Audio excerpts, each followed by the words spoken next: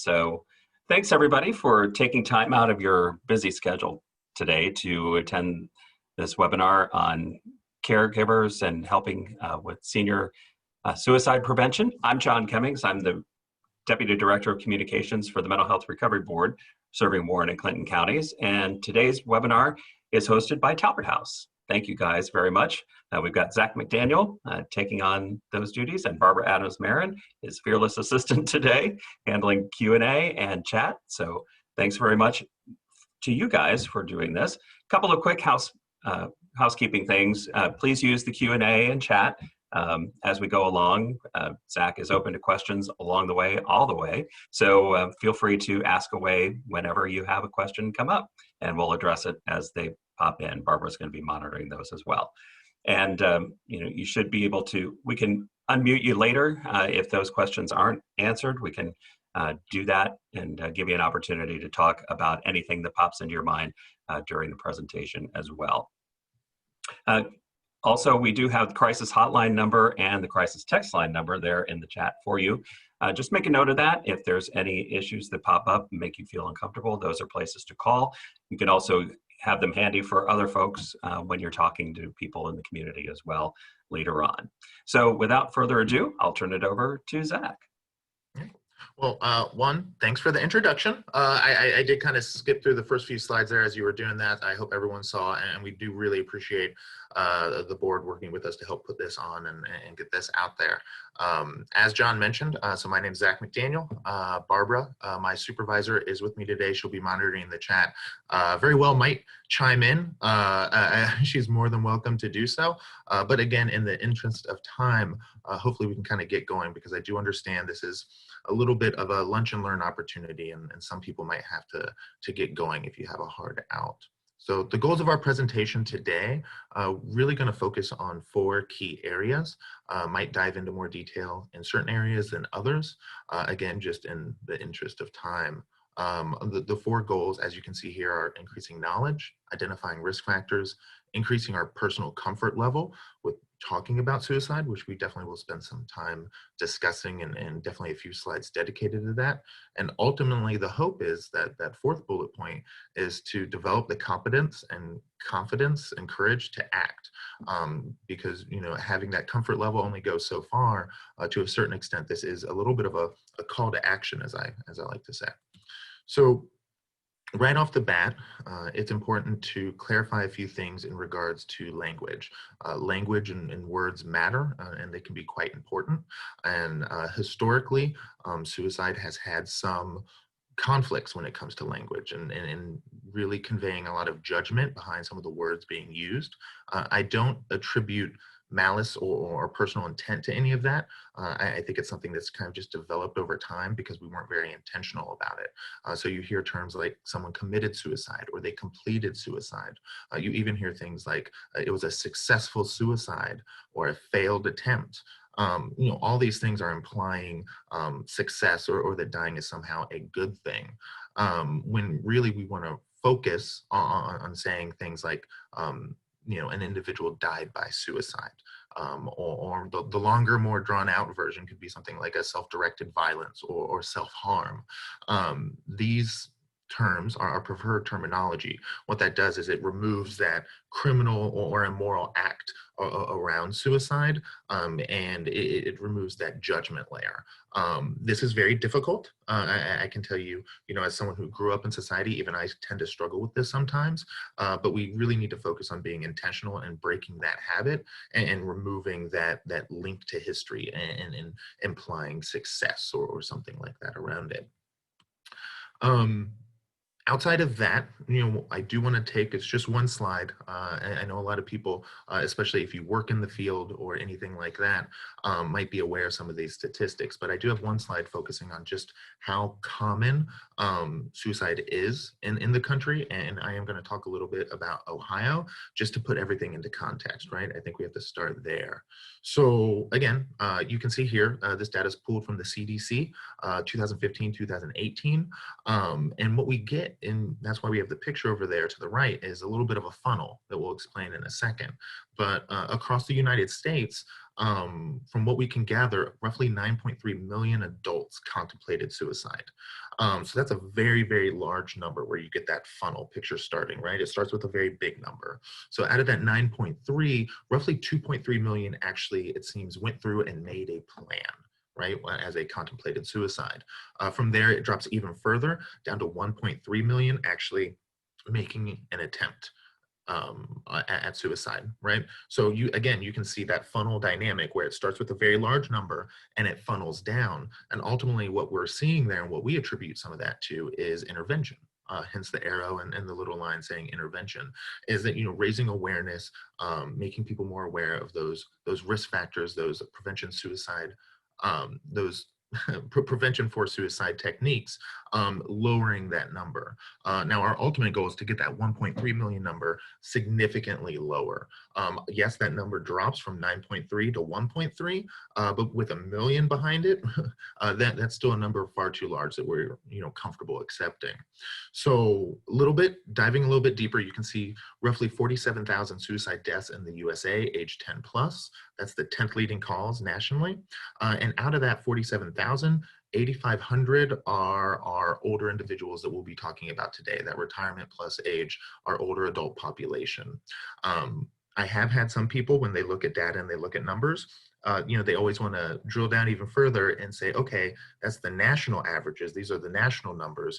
But there's always someone who wants to know, is that reflected here in Ohio? And the reality is yes. So nationally, as you can see here, suicide is the 10th leading cause of death. Here in Ohio, it's the 11th leading cause of death. To make that even more personal, roughly 5 people die per day from suicide here in Ohio.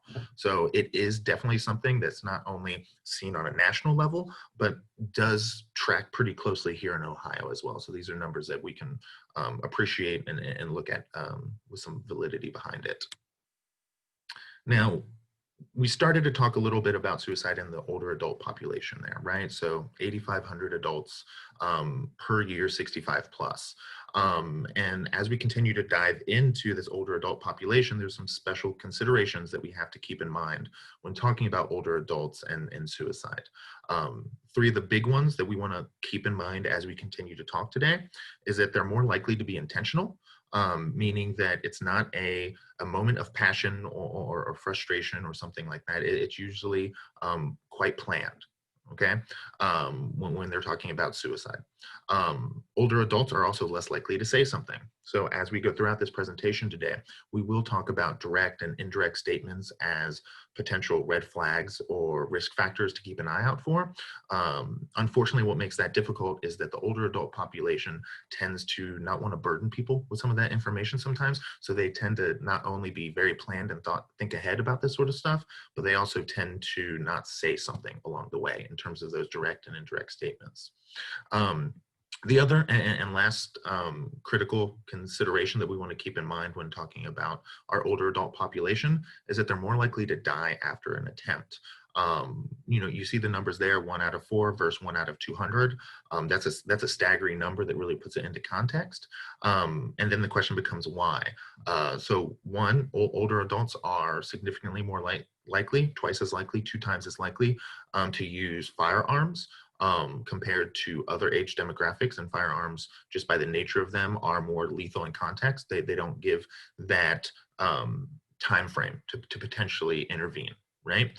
And then lastly there, you can see they're less likely to be rescued in time. And this goes back to that planning, right? That this goes back to the intentionality of it, where they can quite frequently be very selective with their timing. And it puts them into situations where, again, they're more likely to die after making an attempt. So let's get to the next slide here. So with those special considerations in regards to our older adult population, we want to start diving into specific risk factors. Again, this is a brief webinar. There's hours and hours of training we can do and talking about risk factors. Today, we're going to try to focus in on a little bit of a subset of that, right? Almost everything that we talk about today is going to connect directly to what Dr. Conwell Yeats calls the 4 Ds. As you can see on the screen, those are depression, debility. So, losing motor function or some things along those means, deadly means, and disconnectedness. And pretty much most of the things we talk about today in some way, shape, or form can slot into some of those categories. Some good examples are social isolation and limited social support, which one almost can lead into the other, but you can definitely experience both in isolation. So social isolation, just by the numbers, again, 25% of Americans in this retirement age, this older adult population we're talking about today, statistically seem to suffer from social isolation. Obviously, that could be potentially worse now due to COVID-19, and we will get into that and address the elephant in the room here shortly.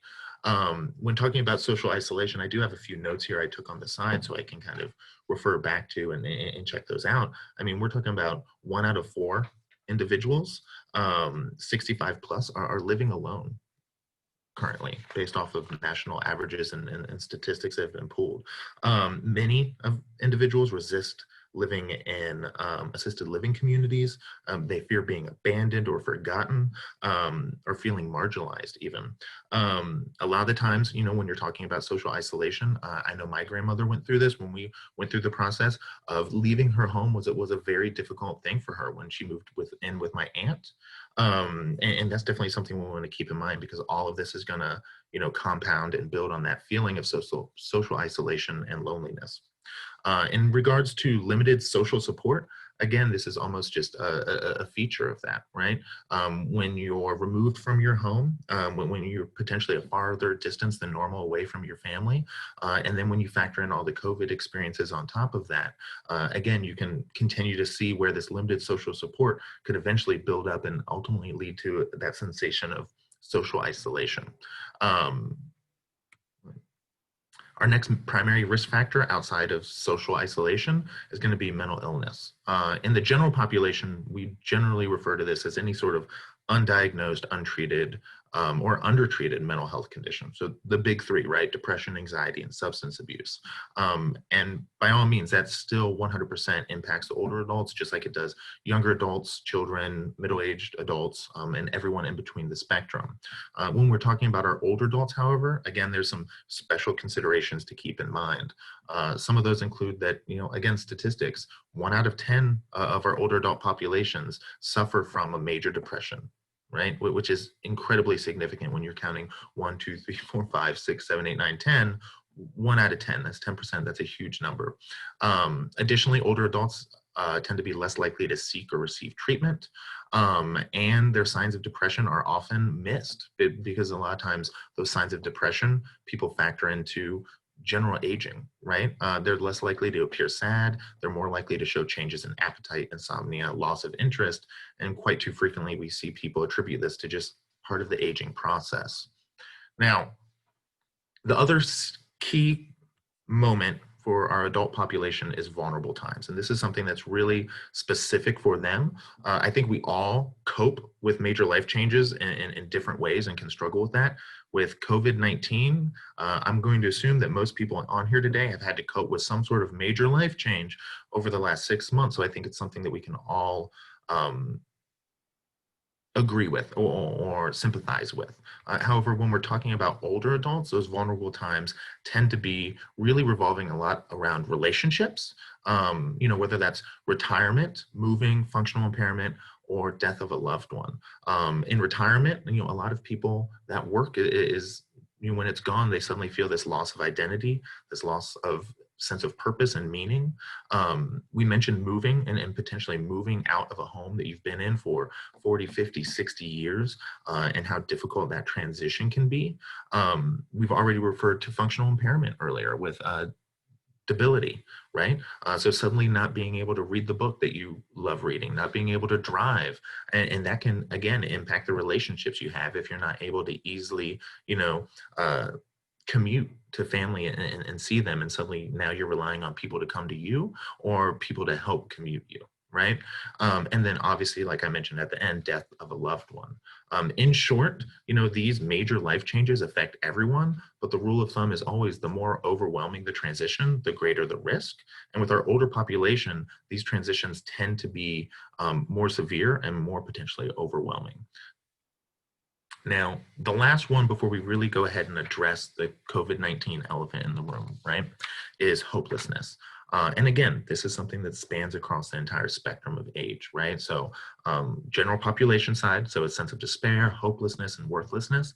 With our older adults, how does that display itself, right? Well, I mentioned earlier, so we have direct and indirect statements. We always want to keep an eye out for those, right? Someone actually saying something like, I feel useless, I don't want to be a burden, I don't want to live anymore. A direct or an indirect statement is always a red flag and a risk factor we want to keep an eye out for. But again, just keep in mind that, as I mentioned earlier, with our older adults, they tend to do that less frequently than some of our younger populations. Another red flag or risk factor is putting affairs in order. And this one is always one that tends to be, in my experience, sometimes under noticed, because as people age, doing things like changing your will or finalizing it, your beneficiaries, paying things off in time, some people will look at that and consider that just responsible behavior, right? But it could also be a red flag and a risk factor, especially if it's combined with some of these other things. You can also see changing medical regimes, so suddenly missing appointments that you've been attending or stop taking prescriptions. And then the big one there is obviously access to means. So if someone out of the blue suddenly buys a firearm, ammunitions, starts stockpiling medication, any of these things individually can be red flags and risk factors. When you start pairing them together, that's when we're really going to get to that call to action. However, as I say before, please don't take any risk factor or red flag lightly. Anytime we see something or hear something, we want to act and we want to look into that. So I've been promising we're going to touch base on the impact of COVID-19. It's the elephant in the room, and to a certain extent, I'm sure we're all probably tired of every meeting and every conversation we have having to address it. But when looking at creating this PowerPoint, this presentation, this webinar, especially when talking about our older adult population, we just didn't see any way to do it without, again, addressing the elephant in the room. So a few key things that are probably really weighing on our older adult population right now, right? Is, the reality is our older adult population is at a higher risk for infection. And being at a higher risk for infection, they're at a higher risk for, negative outcomes from that infection from COVID-19, right? And then socially, with some of those social isolation things that we've touched base on earlier, with all the stay-at-home orders, even if families were able to visit, a lot of times they couldn't because we were trying not to, spread COVID more than we needed to. We were really focusing on lowering that curve.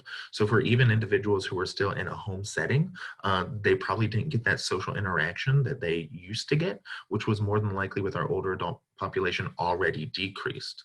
When we start talking about nursing homes, assisted living facilities, that social isolation is just increased significantly higher because of literal laws and orders put into place restricting access, right?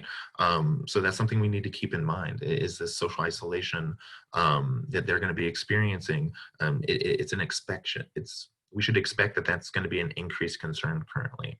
And then just like all of us, we've all kind of experienced ambiguous loss and uncertainty of what is next week going to look like? What is next month going to look like? Is football going to start? It did the other day, but is it going to finish? Who knows? We've all kind of experienced this loss of normalcy and what to expect and what the future looks like. And just like we've lost that, we have to keep in mind our older adult population. They've lost that along with all these other things as well. So the impacts of COVID-19, definitely with everything we've discussed today, all the numbers, all the stats, all the red flags and risk factors, those were all found out before COVID. And then now we have this added layer of COVID-19 on top of it, that we really need to be looking at all the things we just discussed in terms of risk factors and then add more on top of it. So more than anything, this is really a time to be aware of those risk factors, be aware of those red flags. And when you see them, act on them, right? That call to action that I mentioned earlier. But that's all what I would like to refer to as the scary numbers and risk factors out of the way. I really want to focus on the positive now and moving forward and what we can do to prevent suicide, because the reality is suicide is the most preventable form of death that there is, right? So as you can see here, this is talking a little bit about, down at the bottom, QPR. So what is QPR? QPR is a universal evidence-based prevention strategy. QPR stands for question, persuade, refer. You will note that I have prevention and refer highlighted there, or in blue. And I have that because it's not a program that is asking someone to be the professional and step in when things are serious. This is really a program that's designed at educating people on those red flags, those risk factors, and what to do to prevent it, which is why that prevention term and that refer term are highlighted, because if something is identified, ultimately the individual is trained in QPR. The goal is to refer them to a professional if they get to that point. Here at Talbert House, we're actually all trained to provide QPR training. So if you're ever interested in really getting the full 2.5 hour training on QPR, really diving into what those risk factors are a little bit more so than we are able today due to time restraints, please feel free to reach out to us. We'd love to schedule something with you guys because QPR, kind of like CPR, the more people in the community that are aware of it, the safer we are as a whole. So again, we'll have our information available at the end if you'd be interested in scheduling something a little bit more in depth. We're going to go through really step number 1 in this today, right? Which is question, which is going to be, for me, arguably the most important part, and the part that throughout our communities and in our culture, I think is probably the hardest part for many individuals. Before we get into that Q piece, that question piece, there's a few basic suicide facts, and I don't want to read through them all. You guys, I'm sure, are able to check them out on your own, but a few noteworthy ones here. So asking directly about suicide intent does not give them ideas or increase the risk of suicide, which is incredibly important and a fundamental piece of QPR and suicide prevention as a whole. It's understanding that, by asking someone, are you thinking of harming yourself? Are you thinking of suicide? That you're not going to be putting that idea into their mind and giving them an idea that's going to ultimately increase their risk of suicide. None of the data backs that up. The other key stat on here is most suicidal people communicate their intent preceding their attempt. So again, most individuals will actually say something, some sort of direct or indirect statement. However, you will note the little asterisk there because we've mentioned it earlier. That's not necessarily true for our older adult population. And then the last key statement here that I've already referred to a few different times is please take statements seriously each and every time. And, if you get these red flags, if someone makes a direct or indirect statement, we have to respond and take that seriously each and every time because suicide, when we're talking about suicide, it's not something where, we're guaranteed to get it next time, right? So we have to take each and every statement seriously. So that Q piece, that question piece, right? Ultimately what it's saying is if you're concerned, we have to say something. Okay, and this is the hard part of QPR, that prevention strategy to hopefully stop something before it gets to that serious nature, right? Is that if we're concerned, if we see these red flags, if someone makes a direct or an indirect statement, that we have to say something. So we have to physically ask the person, and this is rough, are you thinking of harming yourselves? Are you thinking of suicide?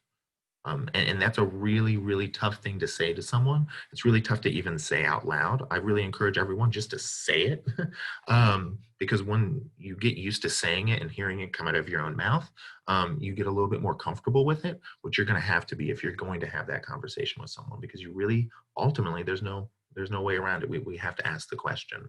And then when you're doing so, we want to obviously make sure to be expressing care, offering to help, connecting them to people and mental health professionals. That's that refer piece. We're not asking people to be that professional themselves. And then involve others, right? Which is really ultimately about communication and trying to make sure that if there's those red flags there, that we're in effective communication and able to identify them. Last but not least, just please understand when you talk to someone about this, don't promise confidentiality. The big phrase we hear all the time is don't keep deadly secrets.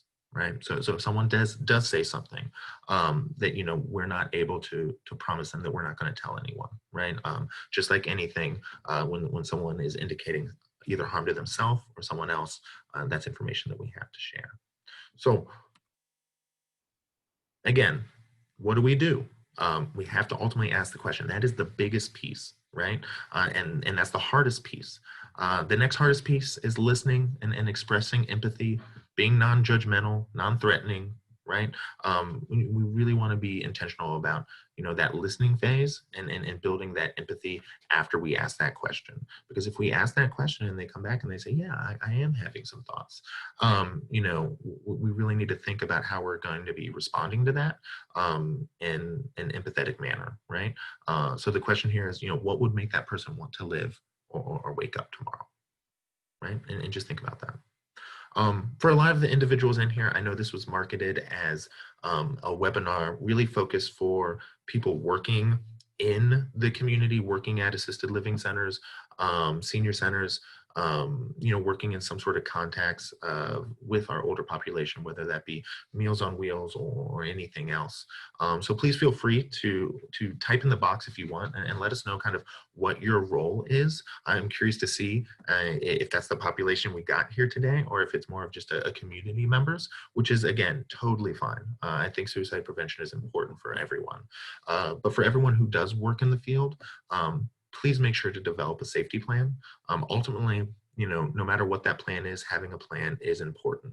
That way, when you do ask that question, when they respond, we know what those next steps are. You know what you're going to do next. You know who you need to notify. And obviously, you're going to want to work with your administrators or anything at those centers to have that plan in place. Or even if you're in the community and you have family members, you can still develop your own personal kind of safety plan and what that would look like. That way, if you do get that response, you know what the next steps are, right? And just having that plan is critical. So previously in this webinar, we spent, I think it was probably 3 slides on risk factors. Because when we do these webinars and we have these conversations, most of the time what people want to know is, what are the signs I should look for, right? Well, what are the signs I should look for? Giving me kind of an insight and this mental cue that, okay, this person might be contemplating suicide, and it preps me to get ready to go in and make that make the question or ask the question.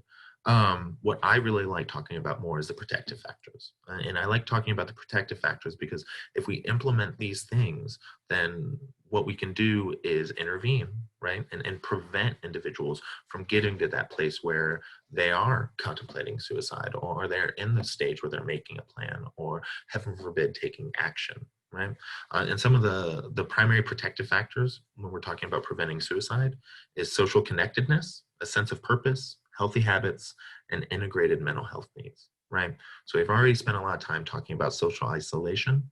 So obviously social connectedness is just the opposite of that, right? We want to connect people as much as possible. Obviously, teaching technology skills is number 1 on here. I think that's even more important right now during COVID and so much being remote, is being able to somehow stay in touch. And I hope, that's something that lasts and is a silver lining after COVID is done, right? Is that it allows us to stay in touch and visually see each other, even when there's long distances between us. We want to support intergenerational events and provide opportunities to share expertise, right? I mean, our older individuals, with age comes wisdom, right? And how can we tap into that and empower them to use that expertise and that wisdom? Especially, I think there's some great intergenerational ideas that we could do, whether that's our older population going out or our younger populations coming in. Again, COVID-19 poses some restrictions on that, but with the technology skills, maybe there's some creative things that we can try to do. Sense of purpose and a meaning to life, right? So again, I think by providing those social connectedness ideas, we're also going to be doing that. Healthy habits is important for everyone, again, throughout the age spectrum. So we need to keep in mind that doesn't fall off just because it's an older population. And then integrated mental health needs and physical health, and where we can work together with those, right? Where can our mental health professionals and our physical health professionals work together? So if someone, suddenly is no longer able to drive due to eyesight restrictions or any other sort of ailments, how's that going to impact their mental health? Because now it's going to impact their social connectedness. And what can we do to intervene and work together and bridge that gap? So those are the real quick protective factors that I love focusing on because it really gets as far upstream as possible and says, let's just stop this stuff before it ever gets there. And we have to worry about seeing some of those risk factors and those red flags. So for everyone who's here who actually works inside the field, the next three slides, I think, actually really focus on a fantastic toolkit that was created by SAMHSA. It's called Promoting Emotional Health and Preventing Suicide. Obviously, this is a little bit of a brief webinar and it's hard to get into all the details. This could really be probably a 3-day training if someone really wanted to get into all the details and nitty gritty of it all. So I really just want to give SAMHSA and this toolkit a shout out. It focuses on 3 primary areas, right? So promoting emotional health, recognizing and responding to suicide risk, and responding to suicide attempts and death. And it's fantastic. So if you work in one of these fields, I'd highly recommend you guys going and checking it out. I think all in all, it's like 90 pages, but there's a brief little assessment I'm going to provide you here in a moment just to see if it's something that may or may not be worth your time. While it does focus on those 3 areas, overall, it has a whole population approach, which goes back to those protective factors I was mentioning earlier, right? So a whole population approach, for anyone who's not aware, the easiest way to describe it for me and to the public, I always thought, was the rising tide lifts all ships approach, right? That if we can increase the living conditions, we can increase the social connectedness, we can increase that sense of purpose of life for everyone in our older adult population, then in increasing that, then we're going to naturally decrease some of those risk factors and those red flags and really be effective in long-term suicide prevention techniques. Again, I don't want to spend too much time on the toolkit. It's really nitty gritty and in depth, but you can see some of the goals that they outline there. If it is something you're interested in, they have I skipped around here. Give me 1 second. Get that fixed. There we go. If you are interested in it and you do work in the field, I'd highly recommend you go check it out. They have a fantastic little personal self-assessment you can do. And it asks a few basic questions about, the facility you work in or your role and what you guys have in place and what you may not have in place. And it really helps identify certain areas that you might want to focus on. Who knows, maybe you check off yes on everything and you already have everything in place. And if you do, that's fantastic. Maybe you check off most of it and you really just need to focus in on promoting emotional health. And that's totally fine. And that's why I love these sort of assessments, because it's really hard to fix any problems if we don't know where we start. Yeah. Now, with that out of the way, because again, we probably can't get into all the details outlined in that toolkit, because again, I think it's roughly 100 pages, and this is a brief little lunch and learn webinar. So today we're going to focus on 4 key areas when we're talking about our prevention strategies that we'd like to push to you guys. And some of these we've already talked about, and that's just education, right, about what those risk factors and warning signs are. Okay, and that education always helps reduce stigma, right? We want to implement regular, formal, and informal screenings. We want to provide services that enhance independent functioning, right? And we've already talked a little bit about that, but we want to specifically focus on the person's strengths, capability, stability, allow them choices. How can we really build that independence and that social connectedness, right? Last but not least, we want to take suicidal thoughts seriously. 2nd or 3rd time we've said that, right? Because it's really, really important. So for any providers of in-home or community-based care, right? So this can be individuals, Meals on Wheels, transport drivers, any sort of staff at senior centers. You guys really have this amazing insight and ability and hugely important role with our older individual community, right? With our individuals of retirement age. Okay, you have a fantastic connection with them. You're seeing them so frequently that you have an invaluable role in suicide prevention for them. Okay, because you're seeing them much more regularly most of the time than someone like their primary care physician or other individuals. So you're in a place where you can really be that person to identify some of those risks, some of those red flags, getting you guys trained in a able to recognize those sorts of things and do brief informal screenings and those questions is going to be critical. and trying to develop any outreach or support systems for, what is that plan of action going to be if you see anything, is just wildly important, because while a primary care physician might only see them every few months or once a year, a lot of these individuals will be seeing them on a daily or multiple times a week basis. So we really, really rely on these individuals. The other thing listed on here at the very bottom you'll see is paying attention to family members, right?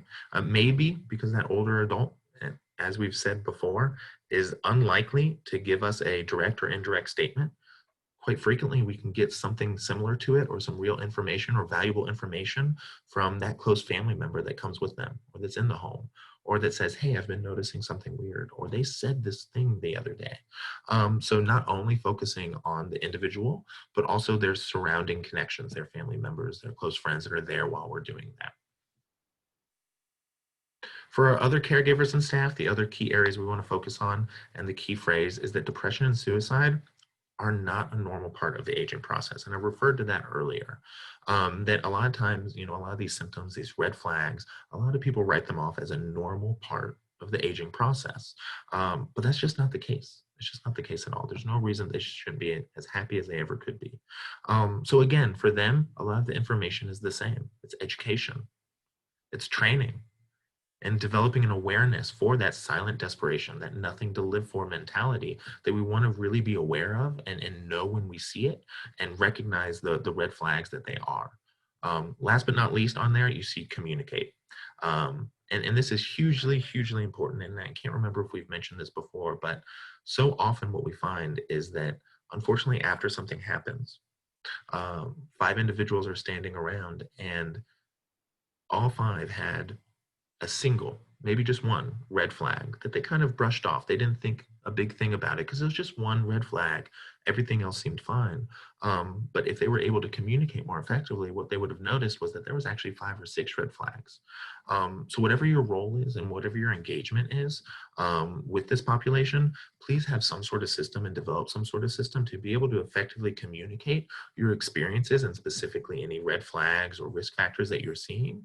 That way, that doesn't stay isolated for just you. Because even though you might only see one risk factor that might not be a big deal, someone else might have 2 others, and another person might have 1. And if you put all that information together, what it does is it allows us to get a better picture of what's going on and react, and do that call to action. Make that ask. Ask the question, and intervene and prevent things from going further. So I think that communication with others and documentation is really a hugely critical part about this. So what's our perfect world here, right? Well, ultimately, our perfect world is 2 things, right? We want to increase awareness of the particular issues faced by our older adult population, because they are different. They're similar, but different than some of the other populations that we serve, right? We want to understand what those risk factors are, what depression looks like for them, understanding that they might not say the same things. And as I mentioned earlier, that they tend to be very intentional in planning and provide some real forethought into this sort of stuff. We also want to develop outreach and support systems and services, right? And that's that real prevention piece, and that protective factors piece. Rather than responding to these things once they happen, the ultimate goal is to do things so we don't get to those places, right? So that's improving life conditions, reducing stress, enhancing independent functioning, providing home visits, including social worker as part of, I skipped something there. Provide home visits as follow-up to the ER or inpatient care, and include social worker as part of the team approach. But ultimately, it's just building that social connectedness, right? That independence, that sense of purpose. And if we can do those 2 things, raising awareness, so when we get to those places, we do recognize those red flags, and we ask the question when we see them. And then 2, increasing the quality of life, right? And that rising tide lifts all ships approach. If we can do those 2 things, we should see better outcomes for our older adult population, which is ultimately our goal in our perfect world. So these last few slides are just some numbers for you guys, and I do believe we're going to send out some information. I think it's going to go in the chat box with some resources page. We'll have all of this on it, but these are just some critical numbers that we'd recommend you guys have on hand and be available, both for yourself as well as for any individuals you work with or serve. We also have some basic community resources, the Institute on Aging, as well as Talbert House. Again, if you would like something a little bit more in depth, a real 2.5 hour approach on this QPR sort of approach, feel free to reach out and give us a call. We'd love to do that. It is a free service we provide. Some basic suicide screening tools for anyone who works in the field. These might be common to you. And last but not least, just wanted to say thank you. Obviously, if there's any questions or feedback or thoughts that anyone has, this is a great time that we can try to do that.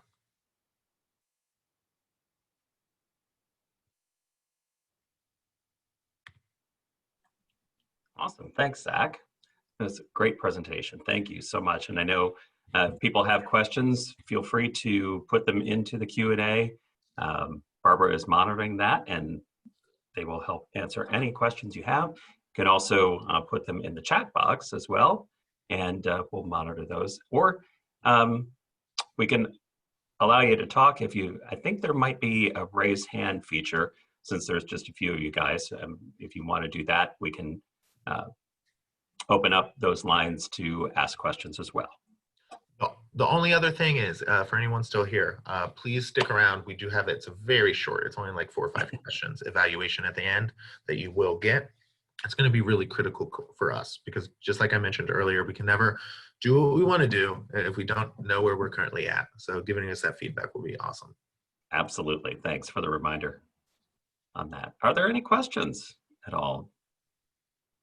Lots of good information there. I know it was packed in. Zach had great stuff all through this. So hopefully it was a lot of good information for you, things that you knew maybe and had a little more additional explanation or didn't know and had some epiphany types of moments here with the new information. So hopefully that's the case. We'll give it a minute for other questions, but we really do want to thank you guys and thank Zach and Barbara for putting this together. It was a real pleasure to host you guys today for this and hope everybody had a great learning experience. Again, as Zach mentioned, the survey will pop up as soon as we close out here in just a minute. So please complete that for them. It's very important for them to have some feedback so that they can take this on the road again, make it better, who knows? But it was truly good and a real pleasure to have you guys today. So thank you. And with that, we'll close out the presentation. Thanks everybody for attending and have a great day. What are common fallacies do you see with the healthcare providers in handling suicide? Oh, we just got a question. Oh, hang on. We will wait.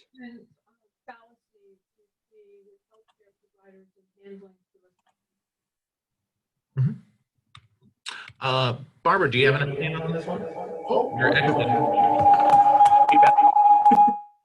There we go. Yeah, no, absolutely. You can just come over here and answer. There you go. Hi, everyone. Here's Barbara. If you didn't see her. Barbara. I think Zach mentioned probably the biggest fallacy, and that is that we're afraid that if we mention the word suicide or we ask someone if that's what they're thinking about, that we're going to prompt them to take an action. And unfortunately, if you're thinking that they may be at risk of suicide, that idea has probably already occurred to them. And so you really are not going to give them an idea that hasn't perhaps already crossed their mind. And what we have found through the research is that by asking someone directly about their suicidal thoughts can actually come as a relief. Someone understands, someone gets the way I'm feeling, and allowing them to talk about that can break that downward spiral of desperation and hopelessness. Zach mentioned earlier that suicide is the most preventable cause of death.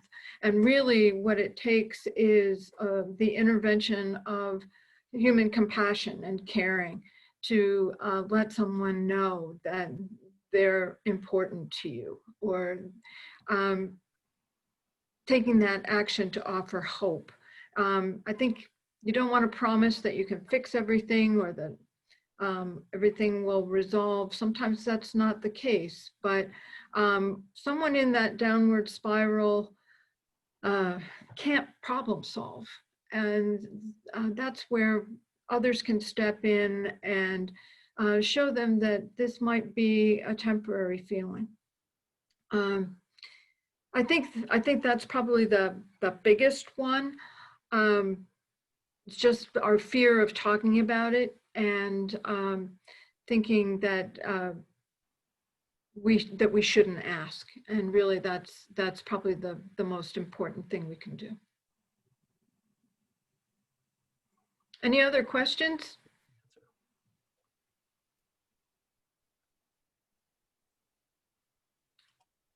It all goes back to making that ask. Could take a minute and see if any other questions pop up. Oh, just a comment from Carmen. Just thank you.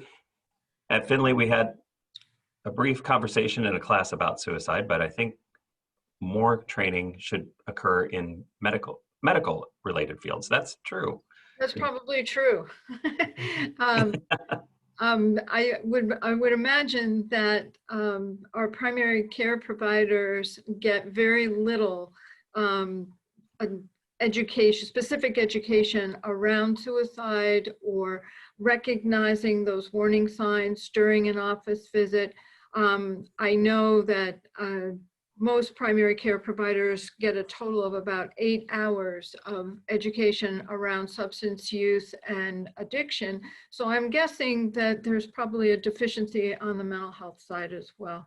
And so when we're talking about the importance of people in the field being educated, you're absolutely right. That's essential that they are able to put the pieces together while that person is having an office visit for something else.